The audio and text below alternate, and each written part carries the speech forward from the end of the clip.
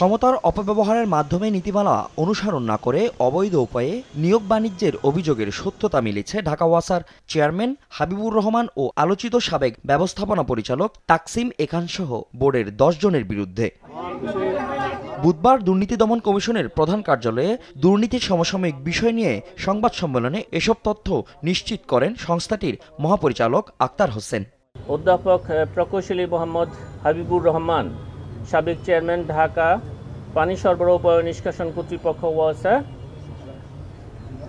সাবেক ব্যবস্থাপনা পরিচালক তাকসিম আহমেদ খান, পানি সরবরাহ ও নিষ্কাশন কর্তৃপক্ষ ওয়াসা সহ 8 জনের বিরুদ্ধে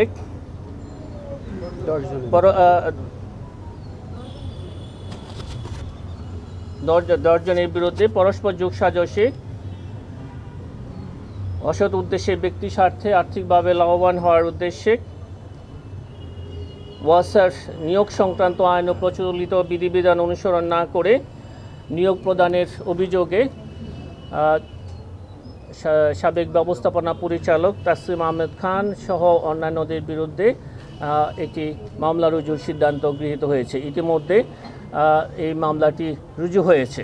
এদিকে ঢাকা 13 আসনের সাবেক সংসদ সদস্য সাদেক খান ও তার স্ত্রী ছেলের বিরুদ্ধে জ্ঞাত আয় বহির্ভূত সম্পদ অর্জন সহ 29টি ব্যাংক অ্যাকাউন্টে 466 কোটি টাকা অস্বাভাবিক লেনদেনের অভিযোগে মামলা করেছে দুদক। একই অভিযোগে দিনাজপুর 3 আসনের সাবেক সংসদ সদস্য ইকবালুর রহিম ও তার স্ত্রীর বিরুদ্ধে 12টি ব্যাংক অ্যাকাউন্টে 71 কোটি টাকার বেশি অস্বাভাবিক লেনদেনে মামলা করা হয়। জনাব মোহাম্মদ সাদেক খান সংসদ সদস্য থাকাকালীন সময়ে ক্ষমতার অপব্যবহার এবং অপরাধমূলক অসৎ আচরণের মাধ্যমে জ্ঞাত আয়ের উৎস বহির্ভূত 7,73,00,000 টাকারও বেশি মূল্যের সম্পদ অর্জন এবং 29টি ব্যাংক হিসাবের মাধ্যমে 466,47,62,000 টাকারও বেশি মূল্যের অর্থের অস্বাভাবিক লেনদেনের অভিযোগে দুর্নীতি দমন কমিশন আইন, মানি লন্ডারিং আইন অন্যান্য সংশ্লিষ্ট ধারায় আরও একটি মামলা রুজুর সিদ্ধান্ত গৃহীত হয়েছে।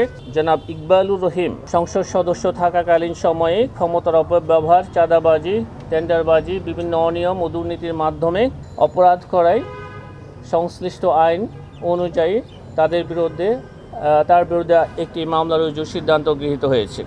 ব্যাংক হ্যাকো অ্যাসালম গ্রুপের আওতাধীন ইসলামিক ব্যাংক থেকে 993 কোটি টাকা অর্থ আত্মসাতের অভিযোগে অ্যাসালম গ্রুপের 2 ছেলেসহ 54 ব্যাংক কর্মকর্তার বিরুদ্ধে মামলা করেছে দুর্নীতি দমন কমিশন। বেনিফিশিয়ারিদের বিরুদ্ধে আজ একটি মামলা রুজু হয়েছে। ফজলে আদিত্য, দেশ টিভি, ঢাকা।